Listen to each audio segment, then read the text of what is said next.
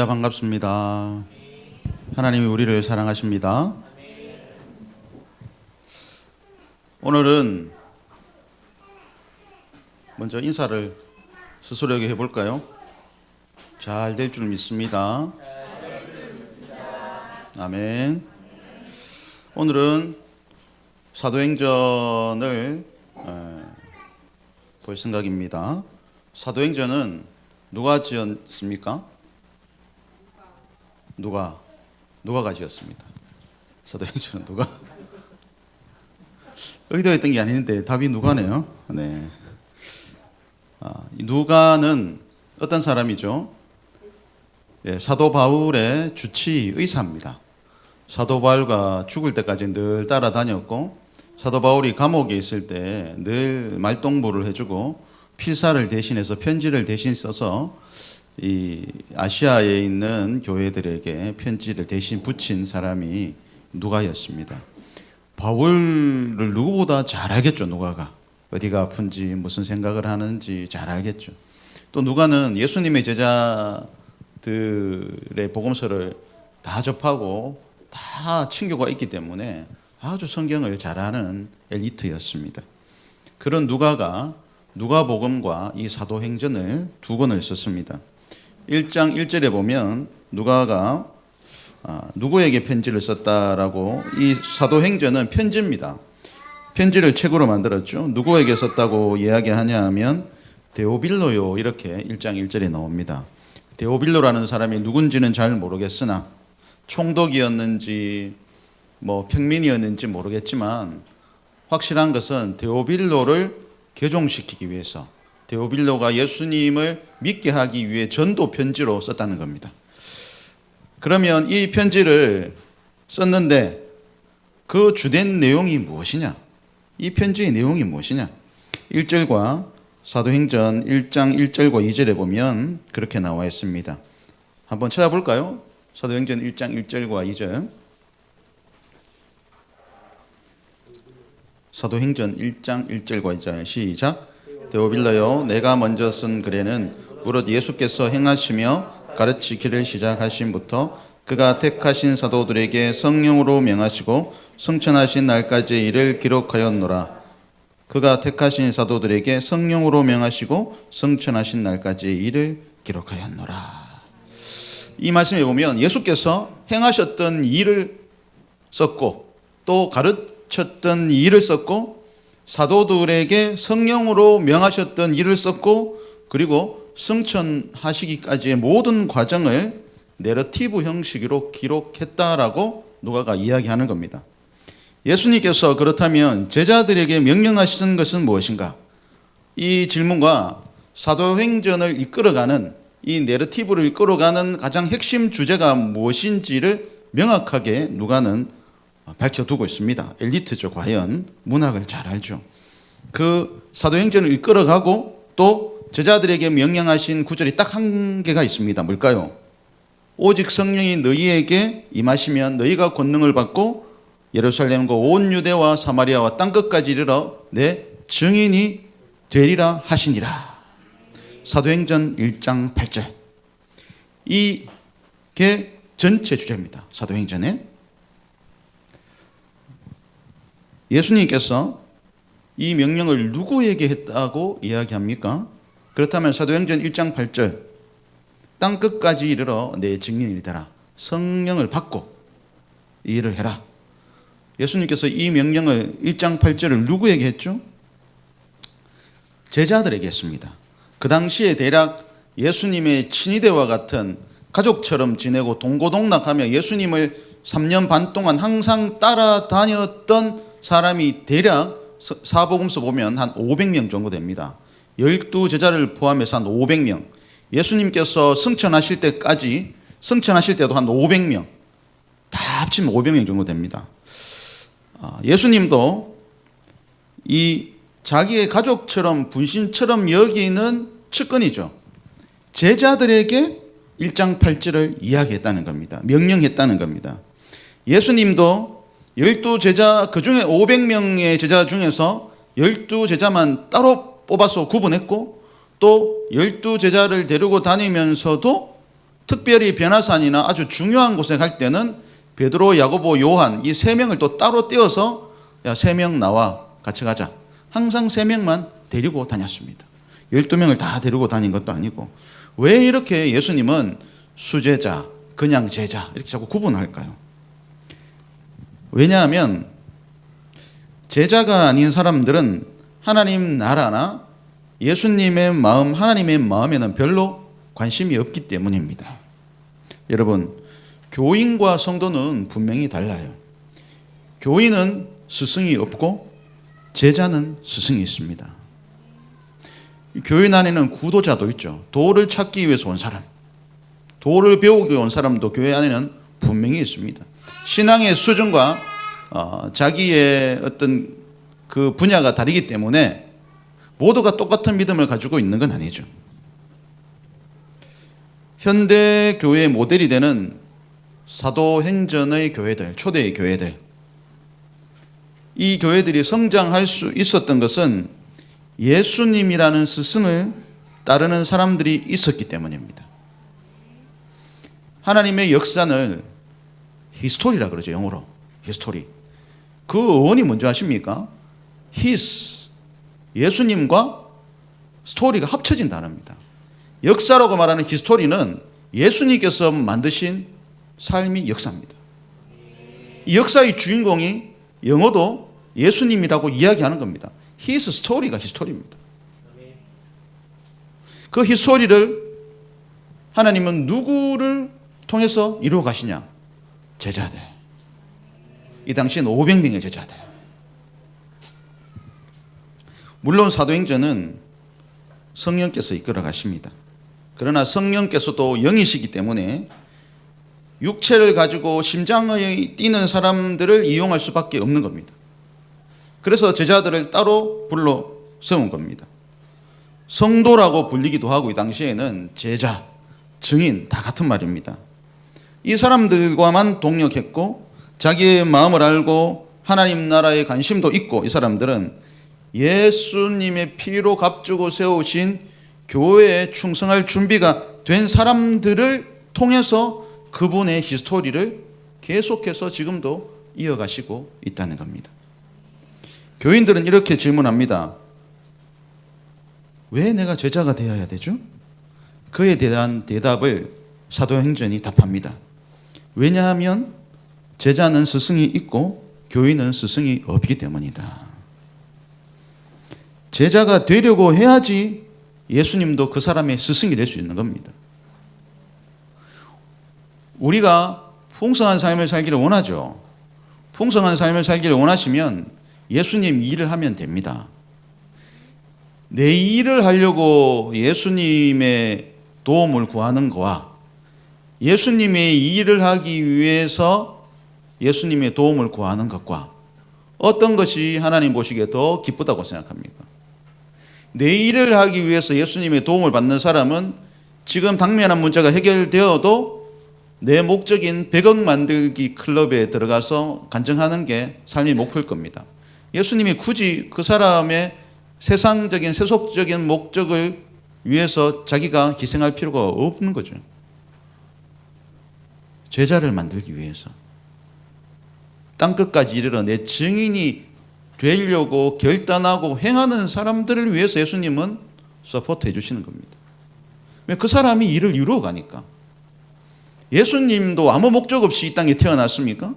아무 목적 없이 죽었습니까? 아닙니다. 하나님께서 말씀하신 구약에 명시한 분명한 목적을 두고 태어났고 구약의 말씀을 이루기 위해서 살았고 결국 그 말씀을 창세 때 아담과 하와 때 그때 약속을 이루기 위해서 죽으셨잖아요. 그리고 부활하셔서 우리 모두를 구원하셨습니다. 분명한 목적이 있고 예수님도 분명한 깃대를 가지고 분명한 코스로 확실하게 죽었습니다. 예수님을 스승으로 모신 사람들하고만 예수님은 동력했다. 어쩔 수 없었다. 자꾸 일 시키면 고기 잡으러 가고 밥 갈고 가고 이러면 일이 안 돼요.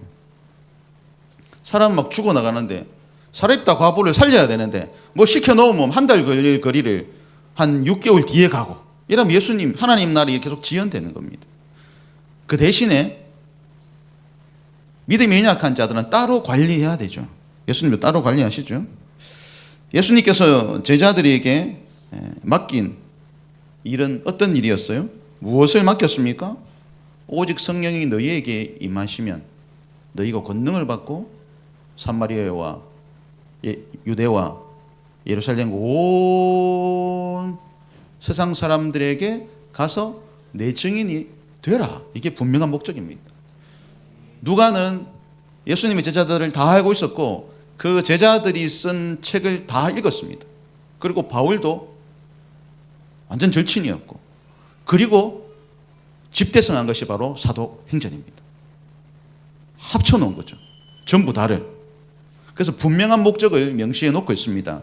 예수님의 일대기를 적었는데 왜 그렇게 했는지 분명하게 명시해 놓고 있죠. 예수님은 내 제자가 될 사람에게 어떤 것을 준다고 하셨죠? 내 제자가 될 사람에게 성령을 주시겠다고 이야기했어요. 누구에게 성령을 주신다고요? 예수님의 사역을 감행할 용기 있는 제자들에게, 증인들에게, 성도에게 성령이 필요하다는 겁니다. 예수님이 봤을 때는. 목사님, 나는 왜 성령의 임재를 크게 느끼지 못하죠? 오늘 답이 나왔죠. 왜 느끼지 못하죠? 하나님 나라를 위해서 제자로 살 각오가 된 사람에게 성령은 강력하게 임하십니다. 성령의 일을 해야지 성령이 강력하게 임하죠. 왜냐하면 하나님의 일이 여러분 보통 힘든 게 아닙니다. 일꾼은 성령 없으면 일꾼이 되지도 못하고 성도가 되지도 못하고 신앙의 깊이도 없어요. 한 발짝도 움직일 수 없어요. 성령이 도와주시지 않으면 한 걸음도 뛸 수가 없어요.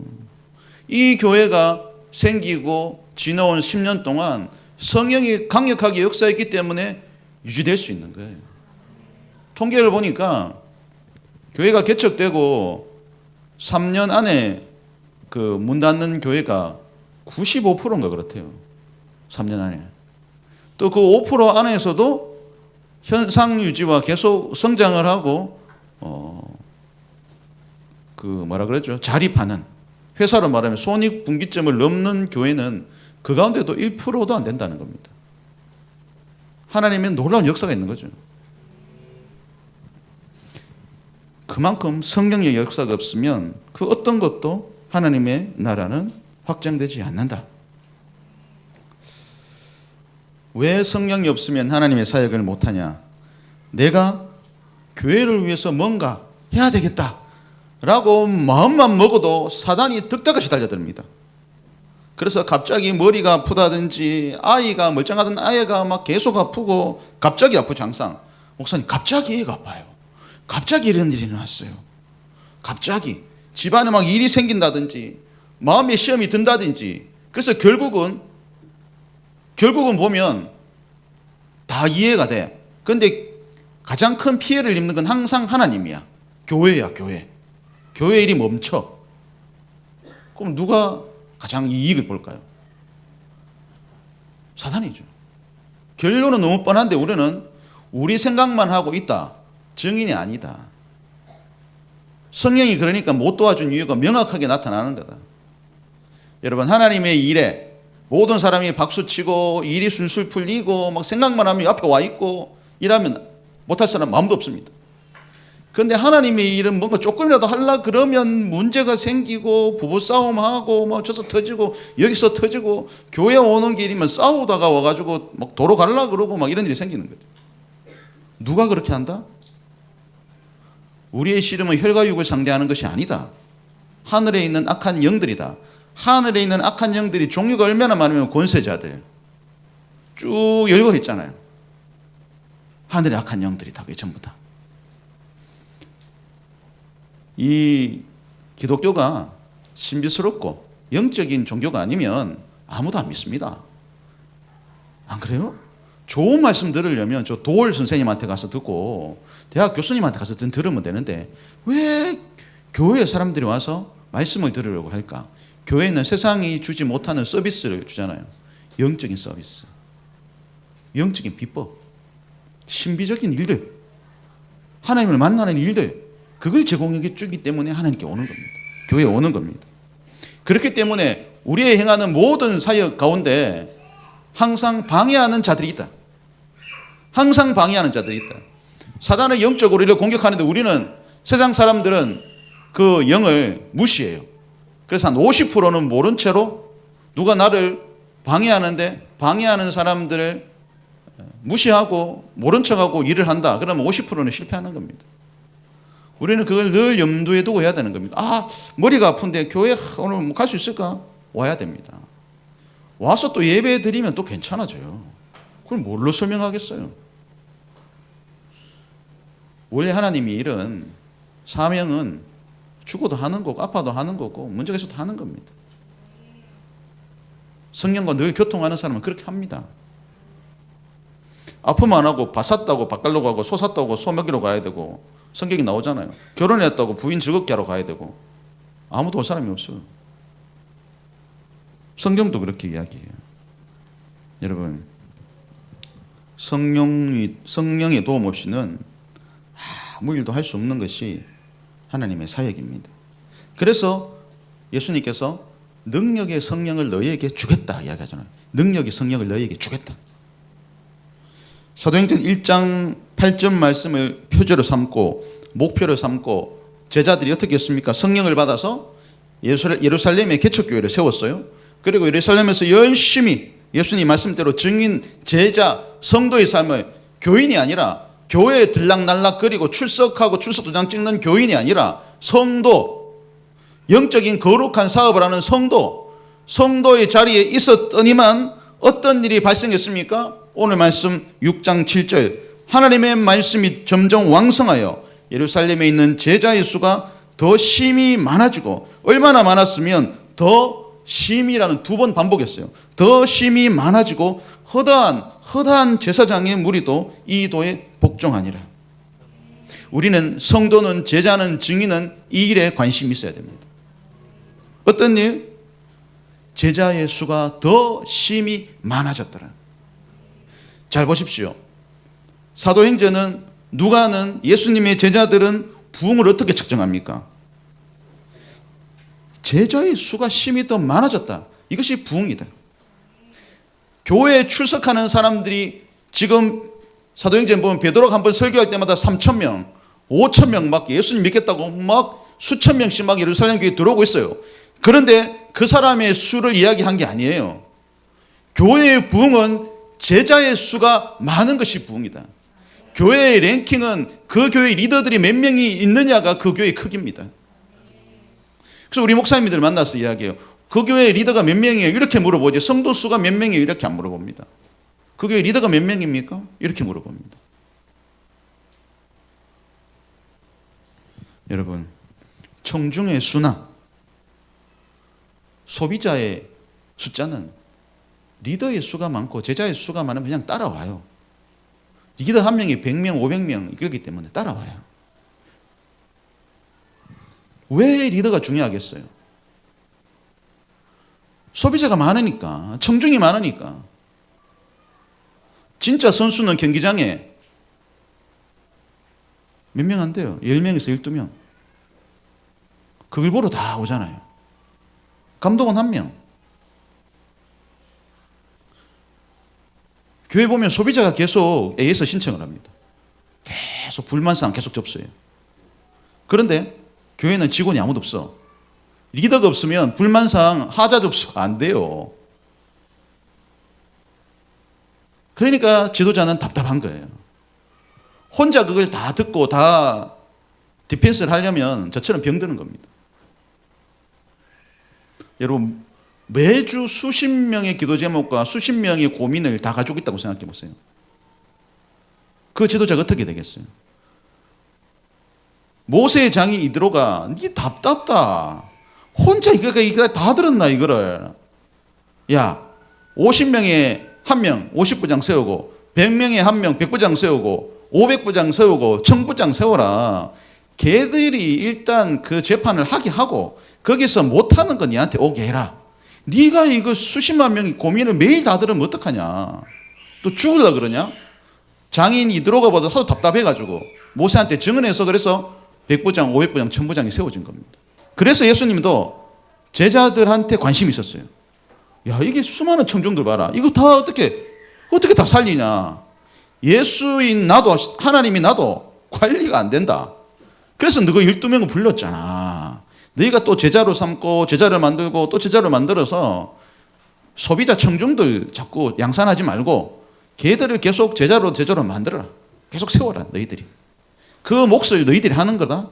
그래서 12명이 500명이 되고 10,000명이 되고 계속 퍼져서 전 세계의 복음이 지금 수십여 명의 사람들이 예수를 믿잖아요. 갈 길을 알지 못하지만 리더가 다 있으니까 믿을 수 있다는 거죠. 제자들이 성령을 받고 전도를 하니까 그 결론이 말씀이 점점 왕성해지고 제자의 수가 심히 많아졌습니다. 여러분, 성령의 도움을 받는 제자가 되기를 축원합니다. 6장 7절에 열매가 맺히기까지 그 중간 과정은 어떻게 했을까? 한번 살펴볼까요? 2장 42절에서 47절 봅시다. 2장 42절에서 47절 같이 읽어보겠습니다. 시작. 받아 서로 교제하고 떡을 떼며 오로지 기도하기를 힘쓰니라. 사람마다 두려워하는데 사도들로 말미암아 기사와 표적이 많이 나타나니 믿는 사람이 다 함께해서 모든 물건을 서로 통용하고 또 재산과 소유를 팔아 각 사람의 필요를 따라 나눠주며 날마다 마음을 같이하여 성전에 모이기를 힘쓰고 집에서 떡을 떼며 기쁨과 순전한 마음으로 음식을 먹고 하나님을 찬미하며 또 온 백성에게 칭송을 받으니 주께서 구원받는 사람을 날마다 더하게 하시니라. 아멘. 우리 교회가 이랬으면 좋겠습니다. 그 과정 첫 번째, 날마다 마음을 같이 했다. 사람들이 이 두 번이나 이런 말이 나오죠. 마음을 같이 하기가 여러분 쉽지 않습니다. 사람은 각자 태어난 곳도 다르고 성장 과정도 다르고 지금 살고 있는 환경도 다르고 심리적인 상태도 다르고 신앙 수준도 다 다릅니다. 그래서 마음을 같이 하기 위해서는 부단히 훈련을 계속하고 노력을 해야 되겠죠. 그런데 여러분, 훈련을 한다고 되는 게 아니고 훈련을 하는 중에도 서로 마음이 안 맞아 토닥토닥거릴 일이 참 많습니다. 훈련해 보면 정말 마음이 안 맞는 일들이 참 많이 생겨요. 그래서 우리 선배 목사님, 제 아는 목사님이 이런 말을 합니다. 저한테, 제가 고민하고 있으니까 전도사 때 저한테, 최 전도사 내가 명언을 하나 가르쳐 줄까? 네. 그 선배가 하는 말이 따라해봐라. 국산도 참 가지가지다. 제가 듣고 이 말이 신묘막측하다. 그렇네. 와, 그 선배는 그렇게 스트레스를 풀더라고요. 그래, 국산도 가지가지다. 계속해라. 그렇게 자기는 생각한다고 이야기하더라고요. 그게 너무 우스갯소리긴 하지만 그만큼 우리 마음이 다 다르다는 겁니다. 그래서 마음을 같이 하는 것이 훈련을 받으면 되긴 되겠지만 훈련을 받는 과정이 어떻게 버틸 것이냐. 한 마음을 가지기 위해서 단 하나가 필요합니다. 뭔지 아십니까? 신앙에서는 꼭 필요한 게 있어요. 뭐죠? 순종입니다. 우리가 처음부터 이해가 되어서 순종했습니까? 유익이 있어서 순종했습니까? 그런데도 이렇게 끝까지 순종하고 있잖아요. 이유가 뭡니까? 일단 참고 보는 거죠. 뭔가 있다는 건 알겠으니까 참고 보는 겁니다. 그게 우리에게 꼭 필요합니다. 같이 사는 부부와 가족과 내 자식과 내 부모의 마음도 잘 몰라요, 우리는. 그런데 너의 마음을 어떻게 알고 한 마음이 되겠어요? 참아야 되는 겁니다. 순종해야 되는 겁니다. 왜? 이 교회와 이 세상과 내 인생의 주인이 하나님인데 그 하나님이라는 분은 전능하시잖아요. 인간의 모든 마음을 다하시고 생사화복을 주관하시고 우주의 모든 사계도 다 이끌어 가시는 아주 능력이 한이 없는 분이잖아요. 내 인생을 가지고 실수하지 않는다는 걸 알고 타인이 저렇게 행동하는 것도 다 이유가 있다는 것을 알기 때문에 순종하는 겁니다. 여러분, 서로 너무 다르고 다양해서 마음을 같이 하는 데는 무조건 순종이 필요합니다. 사람은 서로 이해가 안 되고 유익이 없으면 절대 만나지 않습니다. 대화도 하지 않아요. 그렇지만 우리는 하나님 때문에 다 만나서 하나님의 사역을 하기 위해서 모였잖아요. 결과를 만들어내야 되거든요. 내가 예수를 믿기 시작했으면 물질의 열매, 시간의 열매, 인생의 열매 다 맺어야 되거든요. 그럼 언제까지나 안 맺고 있을 수는 없어요. 무언가를 해야 되죠. 자, 따라해 봅시다. 이해가 되지 않고 유익이 없어도 끝까지 순종한다. 하나님 다 압니다. 여러분 다 알고 있습니다. 다 알고 있어요. 누구한테 시시콜콜하게 말 안 해도 하나님 다 알고 있어요. 내 머리카락도 다 세시는 분인데 왜 모르겠어요? 우리 교회는 그런 연약한 분들을 섬길 리더가 필요해요. 갑자기 30명 몰려와 보세요. 어떻게 감당할 겁니까? 그래서 30명이 안 오는 거예요, 지금. 몇 명 오면 감당하겠어요? 네가 해라, 내가 해라. 아, 난 집이 있어서 빨리 가야 되고, 나 지금 몸이 아파, 배가 아파 빨리 가야 되고. 세 가족만 또 30명 남겠지, 여기에. 그러면 안 돼요. 우리는 일꾼이 필요해요. 지금은. 우리의 하나님, 우리 우리에 들어오지 못하는 양이 지금 많은데 어떻게 할래요? 저한테 물어보는데. 마음이 급해요, 저는. 빨리 일꾼을 만들어야 돼. 그 양들을 보살필 일꾼을 만들어야 돼요. 근데 밤새도록 양이 울고 있어요. 서로 돌보아 주지 않아요. 서로 딱 붙으면 따뜻하게 지낼 텐데 아무도 추우면서도 가까이 가라고 막 시키는 사람이 없으니까 목사님은 없으면 서로 막 싸워요. 가까이 있어야지 따뜻해지는데 서로 싸워서 될 일입니까? 리더가 없어서 난리예요, 전부 다. 현대 교인들은 어릴 때부터 부모로부터 제대로 된 성경적 세계관, 제자 훈련을 받지 못했어요. 우리 복음을 전해준 조선 선교사님들이 훈련에 대해서는 좀 장로교가 중심인 선교지였기 때문에 우리나라가 훈련에 대해서 많이 약했고, 그 당시에 선교사님들이 그 당시 미국이 기복신앙이 아주 융성했을 때 선교사님이 들어왔기 때문에 기복신앙을 그대로 전수해 주셨습니다. 미국 교회 선교사님들이. 우리 1900년 초에 조선에 온 선교사님들이. 그래서 우리 민족이 기복신앙이 많은 겁니다. 알고 보면. 그래서 어릴 때부터 훈련이라는 걸 제대로 받지 못하는 전통을 우리는 가지고 있어요. 그래서 성경적 세계관으로 길러진 것이 아니라 포스트 모더니즘이라는 세상 사조에 기름받은 제자가 돼버린 거예요. 세상의 제자. 개인주의가 강하고 인권과 내 권리, 내 자존심이 중요하고 스승은 필요 없고 내 마음대로의 삶, 내가 내 삶의 주체가 되고 내 의견이 중요하고 내 의견을 말해야 되고 내 마음대로 살아야 되고 주체적으로 살아야 된다. 포스트 모더니즘. 이 포스트 모더니즘의 산물이기 때문에 우리가 하나 되기가 어려운 겁니다. 미국의 요즘 유튜브 보니까 미국의 유명한 교수님이 아이들 몇백 명을 모여놓고 대학교에 강의하던데, 스탠포드인가? 그 영상을 많이 뜨더라. 그 교수님 한국학 전공한 미국 교수님인데, 한국의 이 정신을 우리 미국도 이어받아야 된다. 한국은 배려하고 참는 게 있는데, 그래서 성적도 좋은데, 한국 애하고 미국 애하고 이렇게 인터뷰를 했는데, 그 미국의 이야기 들어보니까 점수가 몇 점이냐고 물어보니까 점수를 말은 안 하더라고요. 그런데 자기 점수에 대해서 어떻게 생각하냐 물어보니까, 처음에 한국 애한테 자기 성적에 대해서 어떻게 생각하냐 물어보니까, 제 점수, 이 사람들 많은 데서 말하기 부끄럽다면서, 제가 점수가 좀 안 좋다면서 이렇게 이야기하더라고요. 그럼 미국 여자애한테 네 점수에 대해서 니는 어떻게 생각하냐니까, 저는 저 점수에 대한 자긍심이 굉장합니다. 저는 우리 어머니가 저를 최고로 키우셨고 그것을 이어받아서 저는 남부럽지 않은 자존감을 가지고 있고 성적이 저는 매우 만족합니다. 이렇게 이야기하더라고요. 그래서 미국 교수님이 한국 애한테 다시, 그러면 네 성적을 부끄러워하는 니는 네 점수가 얼마고 하니까 A입니다. 이렇게 이야기하더라고요. 그 미국 애한테 네 점수가 네 C입니다. 이러니까 미국이 지금 안 되는 거라고. 그 교수님이 직접 이야기하더라고요. 한국 사람들은 남을 배려할 줄 알고 항상 더 좋은 점수를 받기 위해서 열심히 노력하는 반면에, 미국 애들은 점수가 못한데도 스스로 자긍심이 높다는 거예요. 열심히 노력하지 않고 여기에 만족하며 스스로 뿌듯해한다. 실제 실력은 계속해서 뒤진다. 그래서 중국에게 지고 있다. 그 교수님은 그렇게 이야기하더라고요. 아시아의 이 정신을 본받아야 된다. 우리는 너무 자만했다, 미국은. 이게 C가 그래 잘하는 거냐? 이게 자랑할 만한 거냐? 아시아를 배워야 된다. 그렇게 이야기하더라고요. 여러분, 이 포스트 모더니즘에 미국이 다 장악했잖아요. 다 장악했어요. 오죽하면 미국 신학교 가서 유학생들이 배우는데 홍해는 갈대밭이었다고 배우겠습니까?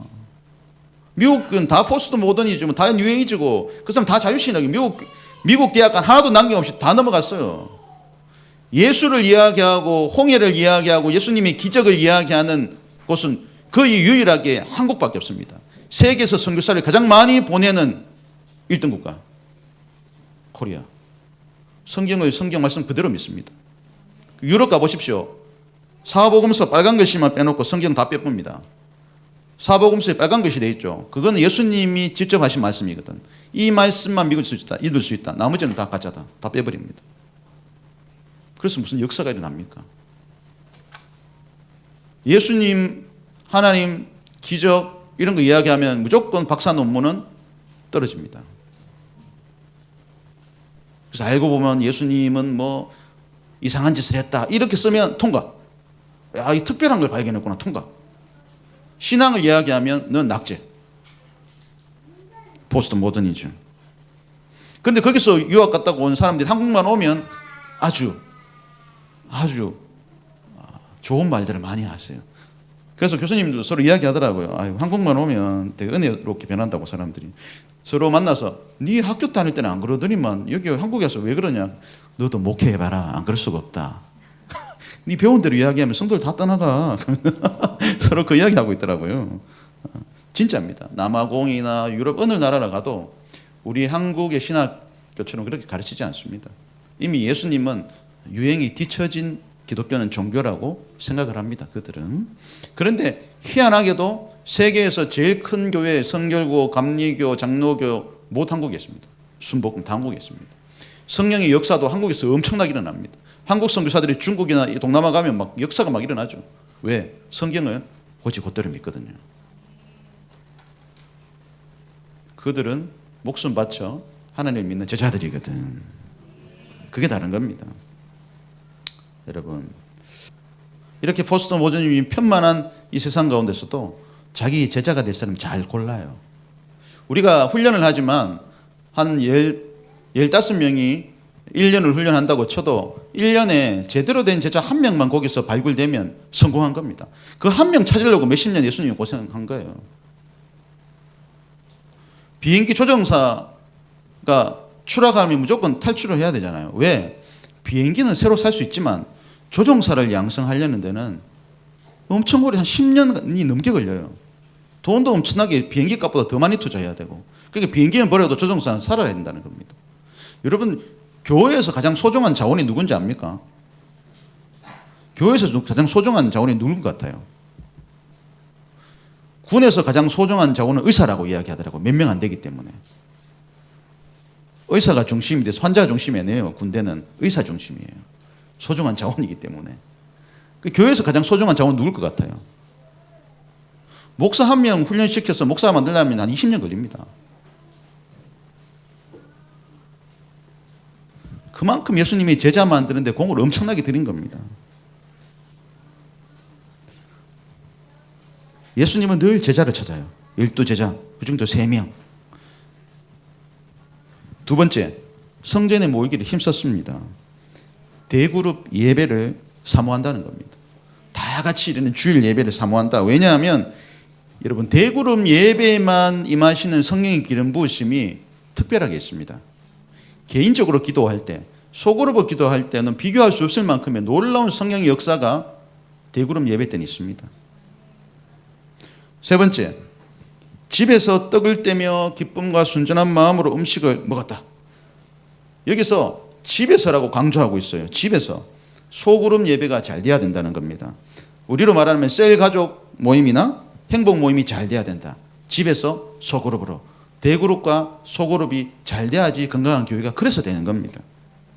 순전한 마음을 가지고 있지 않으면 소그룹이 잘 되지 않습니다. 아무리 전도를 하고 환영을 해줘도 여러분, 전도한 사람을 새신자를 데리고 와서 맡아줄 소그룹이 없으면 그 사람이 증인으로 성장할 수 없는 겁니다. 소비자로 오는 교인들은 교회에 와서 영적인 서비스가 제공되지 않으면 정착하기가 너무 힘들어요. 그래서 소그룹에서 맞아줘야 돼요. 목사님이 다 맞을 수는 없잖아. 소그룹에서 이 사람을 따뜻하게 맞아주고 청중에서 제자 선수가 될 수 있도록, 제자가 될 수 있도록 계속 사랑을 주면서 키워내야 되는 거예요. 계속. 그래서 소그룹이 중요한 겁니다. 제가 왜 자꾸 셀 리더가 제자가 되라 그런 말을 하냐 하면, 여러분, 여기서 한 명이 100명 전도해 와도 여기서 그 사람 100명 한 5명 살아남고 나머지 못 살아남고. 왜? 받아줄 소그룹이 없어요. 친구가 없는데 어떻게 그 사람 교회를 다니겠어요? 현실적으로 생각해 보세요. 35이면 30대 초반에 친구들이 있어야 이 사람이 정착을 합니다. 60대 한 명, 70대 한 명, 50대 한 명, 40대 한 명 이랬으면 어떻게 정착을 합니까, 이 사람이? 혼자 서는 제자는 없어요. 초록은 동생이고 유유상종인데 같은 삶을 공유하고 같은 이슈를 가진 사람들이 모여서 정착을 잘하는 거지. 그래서 소그룹 리더가 정말 중요하다는 거예요. 누가 왔을 때 그 사람을 품어줄 수 있는 소그룹이 반드시 존재해야지 정착할 수 있습니다. 그래서 품어줄 사람이 정말 필요한 거예요. 난 너무 안타까운 게 그거예요. 품어줄 사람이 없다. 소그룹에 보내주고 싶은데 이분은 나이나 상황이나 모든 게 똑같은 사람이 아무도 없다. 비슷한 사람이 없다. 그러면 이 사람 놓치는 겁니다. 겨우 교회 처음 왔는데, 우리 교회 나가면 딴 교회는 안 갈 것 같은데, 하나님 안 믿을 것 같은데, 교회 왔는데 품어줄 리더도 없고 같이 고민을 나눌 친구도 없다. 이러면 어떡하겠어요? 그게 문제죠. 그래서 리더가 반드시 필요하다. 왜? 리더가 있어야지 셀원들이 배우거든요. 저렇게 떡을 떼고 덕이 되고 기도에 힘쓰는 리더를 자기도 배우고, 리더가 꿈에도 쏘는 셀리더라고 그렇게 말할 수 있어야 되죠. 나는 꿈에도 쏘는 셀리더야. 셀리더가 저렇게 멋져. 그 정도 돼야 되는 겁니다. 왜? 그 사람이 연약한 사람을 돌봐줄 수 있으니까. 그런 사람 한 사람 있으면 10명의 쇠가족을 돌봐줄 수 있거든요. 하나님 나라에는 가르침을 받을 자세가 된 사람이 필요해요. 목사님 더 가르쳐 주세요. 더 가르쳐 주실 게 있어요? 더 가르쳐 주세요. 이런 자세가 될 사람이 필요하고 가르치는 사람이 필요해요. 제자들이 많이 모였으면 못해요. 가르칠 사람이 없으면 곧 씻고 떠나가죠. 열심히 가르칠 사람과 더 배우고 싶은 제자들이 있을 때 건강한 교회가 될 수 있는 겁니다. 서로 만나서 교제할 수 있는 능력이 있는 사람들이 필요합니다. 여러분 생각해 보세요. 소개팅 나가는데 외모가 별로야. 그러면 여러분 계속 두 번째 만나고 싶어요? 얼굴은 괜찮아. 근데 말하면 말할수록 볼매야. 그러면 두 번째도 만나고 싶지. 교회 왔는데 교인들이 보기도 싫고 매력도 없고 같이 하기도 싫어. 그럼 뭐겠어요? 우리도 그렇잖아요. 교회 왔는데 뭔가 매력적인 사람이 있어야 될 거 아닙니까? 화통하게 막 웃어줄 그 누구와 같은 사람이 있어야 될 거 아닙니까? 내가 말하면 재미없는데도 그 자매가 너무 크게 잘 웃어줘서 교회에 계속 오겠다고 하는 사람들이 있었어요. 그런 능력이 있어야 되죠. 매력 있고. 그래 모이죠. 현실적으로. 그런 리더가 많아져야 됩니다. 한 명은 찬양하고 얼마나 좋아요. 오늘 보니까 준비된 리더가 한 명 있었더만요. 숨어가지고 잘하더라고. 한 명은 찬양하고 한 명은 기타 치고 드럼 치고 한 사람은 크게 오고 한 사람은 박수를 크게 치고 한 명은 간증을 하고 이렇게 하모니를 잘 이어지면 시간만 되면 그 사람 만나고 싶고 예배 맞춰도 안 가고 싶고 그 사람하고 이야기하고 싶고. 이게 집에서 떡을 떼는 재능이 있는 사람입니다. 그 집에 가고 싶고 그 집에 가면 오늘은 김치, 내일은 뭐 무김치, 내일은 나물 주고 뭐 고기 주고 그러면 매일 가고 싶잖아. 그런데 아무리 줘도 아유 그 사람 밥맛이다 난 가기 싫다 이러면 안 되는 거라. 그런 매력적인 여러분 리더가 되십시오. 여러분 내가 쟤는 꼭 내 뭐 줘야지 온다 아닙니다. 아무리 줘도 싫은 사람은 싫습니다. 그런데 줘도 온다는 건 내한테 음식 말고 돈 말고 다른 매력이 있다는 겁니다. 여러분 기분 나쁜데 아무리 그 사람이 줘봐요 받겠습니까? 안 받지. 무시하나 이렇게 되는 거죠. 그런데 무시당해도 좋은데 계속 가고 싶어. 계속 가고 싶어. 그게 능력입니다. 그래서 교회는 이런 리더가 많아져야 됩니다. 그래서 늘 저는 기도할 때 우리 교회에 일꾼을 달라고 기도합니다. 일꾼. 하나님, 저 아픈 사람이 이렇게 많은데, 돌봐줄 사람이 이렇게 많은데 저 혼자는 감당이 안 됩니다. 제가 못하는 부분을 대신해 줄 수 있는 AS가 가능한 리더를 보내주십시오. 응대를 잘하고 싶은데 저는 약해서 다 못하네요. 이런 리더를 붙여주십시오. 그게 최고의 기도점입니다. 저는 기도의 일꾼, 전도의 일꾼, 또 친절한 일꾼. 제가 좀 불친절하잖아요. 친절한 일꾼. 제가 못하는 거 해야죠. 다섯 번째, 그랬더니, 이렇게 살았더니 어떻게 됐습니까? 재산과 소유를 팔아 각 사람의 필요를 따라 나눠줄 사람이 생겼다. 여러분, 부자가 되어야지 섬길 수 있다라고 생각할 수도 있지만, 원래 어려운 사람을 돕는 것은 어려운 사람이 돕습니다.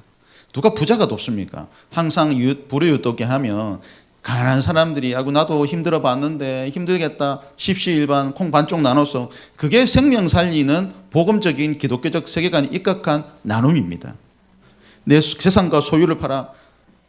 부자가 재산과 소유를 팔겠어요? 가난한 사람이 재산과 소유를 팔아서 필요대로 내 조금이라도 내가 힘들게 살았는데 내 안다, 좀 나눠주고 나는 재산이 없으니까 이 땅이라도 팔아가 나눠줄게. 부자였다면 현금을 주어서 각 사람의 필요를 따라 나눠줬다, 이렇게 돼 있겠죠. 돈이 없으니까 소유를 다 팔아야 되고. 여러분, 그러나 간혹 하나님의 은혜로 부자가 되어서 하나님을 잘 섬기는 사람도 있습니다. 그런데 그런 사람들은 1%, 2%입니다. 대부분 어려워 본 적이 있는 사람들, 지금도 어려운 사람들이 상대방의 필요를 잘 알아요. 상대방의 필요를. 내가 그걸 당해봤기 때문에. 그래서 나누는 것이 건강한 교회입니다. 그래서 목사님이 누구랑 요즘 일 열심히 하고 막 좀 친하게 지낸다 싶으면 어떤 성도들은 두 분이서 잘해보세요. 잘해보세요. 그렇게 하는데 그게 아니에요. 각자 필요가 다 있는 게 각자. 지금은 그런 일이 없는데, 초창기에는 새 가족이 들어오면 아이고 우리 목사님 또 새 가족한테 꽂혀가지고 또 새 가족만 좋아한다 하면서 막 이런 일들에 상처받은 사람들이 있었어요. 지금 이 자리에 없지만. 근데 어느 정도 또 시간이 지나니까 오면 다 박수치고 다 좋아라, 이렇게 또 분위기가 반전되더라고요. 왜 그러냐 하면 리더들이 건강하니까 그렇게 되더라고요. 우리는 이때까지 그런 거 못했는데 그렇게 해주는 게 너무 좋다 하면서 리더들이 박수치고 웃어주고 기뻐해주고 선물 사주고 이러니까 서가족도 정책을 잘하는 겁니다. 재산과 소유를 팔아 각 사람의 필요를 나눠줄 사람이 생겼다는 겁니다. 우리 교회도. 여섯 번째, 그렇게 살았더니 어떻게 되었습니까? 하나님을 찬미하며 또 온 백성에게 칭송을 받았다. 그리고 구원받는 사람들이 날마다 더했다. 일곱 번째, 이 모든 것의 시작은 어디서 왔다? 이 모든 것의 시작은 42절 보면 오로지 기도에 힘썼더니만 이렇게 이루어 가더라. 성령께서 오로지 기도에 힘썼다라고 되어 있잖아요. 42절에 보면 처음 시작이 오로지 기도에 힘썼다. 우리는 못하니까 기도할 일꾼을 하나님 보내주시고, 섬길 일꾼을 보내주시고, 나눠줄 일꾼을 보내주시고, 전도할 일꾼을 보내주옵소서. 모여서 모이기를 힘써서 계속 기도하니까 하나님 보내주셨다는 겁니다. 오로지 기도에 힘썼다. 그래서 제가 자꾸 기도를 강조하는 겁니다. 기도해야 된다. 기도해. 왜? 우리가 능력이 많으면 기도 안 합니다. 여기 변호사도 있고 판사도 있고 재벌도 있고 다 하면 기도 안 합니다. 돈 많은 사람 있으면 부탁해가지고 얼마 좀 달라고 이야기하면 되잖아요. 문제가 생기면 저 형사나 검사한테 가면 되잖아요. 변호사한테. 근데 능력이 없으니까 예루살렘 교회도 오로지 기도에 힘썼다. 할 수 있는 게 집사님 내 기도밖에 없다. 기도라도 금식하며 밤새도록 기도해 줄게. 내가 할 수 있는 게 그것밖에 없다. 그렇게 기도에 힘썼더니만 제자의 수가 더 심히 많아졌더라. 그랬더니만 그 제자 중에 판사도 있고 검사도 있고 부자도 있고 의사도 있고 다 있더라는 겁니다. 일곱 번째, 오로지 기도에 힘썼다. 기도에 힘쓰니까 더 많은 사람들을 보내줘서 그 속에서 또 리더가 생기고 또 리더가 생기고 계속 선순환이 계속되는 거죠. 이런 복이 나의 복이고 우리의 복이 되기를 축원합니다. 여러분, 오늘 설교 제목이 뭡니까? 성령의 시작. 정확하게는 성령의 역사의 시작입니다. 하나님의 말씀이 점점 왕성하여 예루살렘에 있는 제자의 수가 심히 더 많아졌다.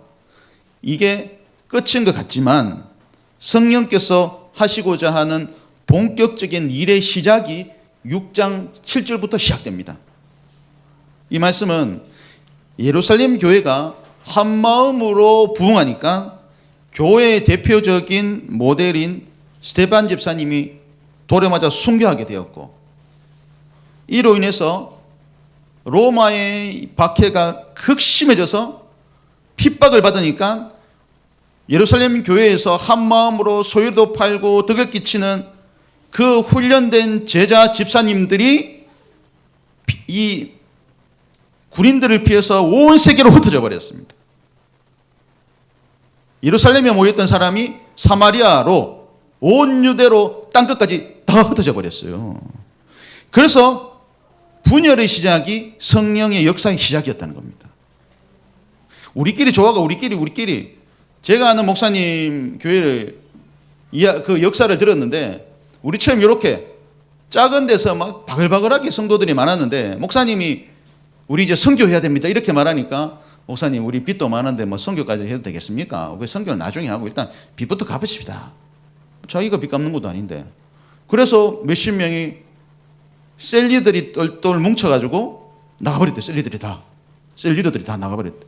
그러니까 인턴 리더들이 목사님 잘 나갔습니다. 아이고, 그 사람도 안 그래도 보기 싫었는데 우리가 열심히 해보겠습니다. 그래서 그 인턴 리더들이 중심이 돼서 다시 교회를 일으켰는데 지금 60억 교회를 하고 있잖아요. 성도들이 엄청나게 많아졌어요.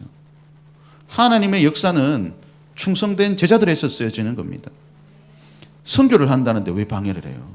하나님께서 선교를 한다는데 이 예루살렘 교회가 우리 예루살렘에만 모여 있겠다, 우리끼리 사니까 좋다, 이렇게만 했으면 이 교회는, 하나님의 역사는 사라졌을 겁니다. 이 교회는 소임을 다하고 사라졌을 겁니다. 그런데 이 예루살렘 교회가 거기에 굴하지 않고 핍박을 하니까 신앙 지키기 위해서 흩어져 버렸어요.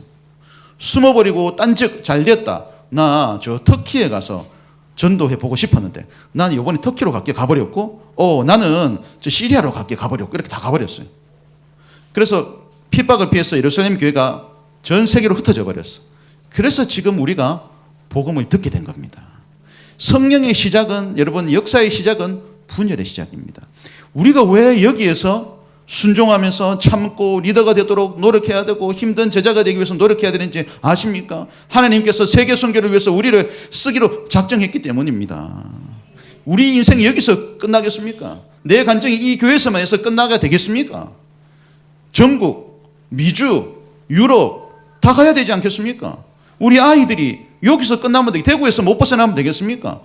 전 세계로 확장돼야지. 애들이 큰 리더가 돼야 되죠. 돈 들여서 그렇게 교육시켜가지고 이 대구에서 살려고 그렇게 교육시켰습니까? 전 세계에 흩어지는 리더가 돼야 될 거 아닙니까? 하나님이 그걸 위해서 우리를 불렀다는 거죠. 그렇기 때문에 우리가 리더가 돼야 된다는 겁니다. 그래서 일요일 비전을 이야기한 겁니다. 하나님은 우리 공동체에 말씀하신 것이 있어요. 이전과 다른 삶을 살아라. 왜? 너희에게 세계 선교라는 사명이 있다. 너와 너희 가정을 내가 사용하고 싶다. 그러니까 이전과 다른 삶을 살아라. 너무 꿈이 작다. 그 최영길 목사를 통해서 한 개가 넘으면 두 개가 있다고 이야기했잖아요. 한 개를 넘어라. 그러면 두 개가 있다. 여러분 아시겠죠? 한 개를 한번 넘어보십시오. 그러면 두 개가 있습니다. 지금 한 개밖에 없지만 두 개가 있다고요. 여러분이 하나님이 자랑하고 본 리더가 되기를 저도 확수고대하겠습니다. 수성구를 대표하고 대구를 대표하고 세계적인 인물이 일어나서 하나님을 자랑하는 리더들이 이 교회에서 많아졌으면 좋겠습니다. 그리고 우리 아이들도 더 많아졌으면 좋겠습니다.